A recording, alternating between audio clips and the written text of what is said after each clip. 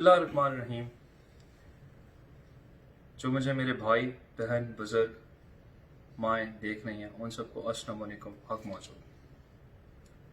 जैसा कि आप सब जानते हैं, कोरोना वायरस वो वबा है जिसने आलमी सतह पे लोगों को परेशान कर दिया है, जिसकी वजह से लाखों लोग उस वायरस में मुब्तला और करोड़ों लोग बेरोजगार हो चुके हैं।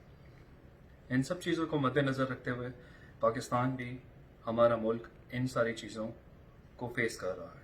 फेडरल गवर्नमेंट और सिंध गवर्नमेंट अपनी अपनी तरीके से इन चीज़ों को बचने के लिए, कोरोना वायरस से बचने के लिए पूरी कोशिश कर रहे हैं।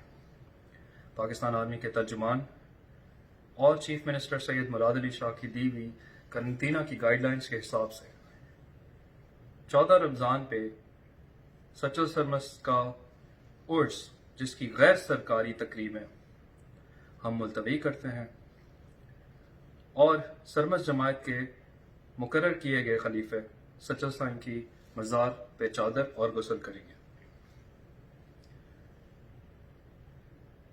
इंटरनेशनली और नेशनली जो दरगाह के फॉलोअर्स हैं, अकीदतमंद हैं और जो हर साल वहाँ उर्स पे हाज़िरी लगाते हैं, उन सब से मैं अपील करूँगा कि इस साल वो अपने घरों में रहें, अपना और अपनों का ख्याल रखें और एक दूसरे को इस बुरे वक्त में भरपूर काम आए।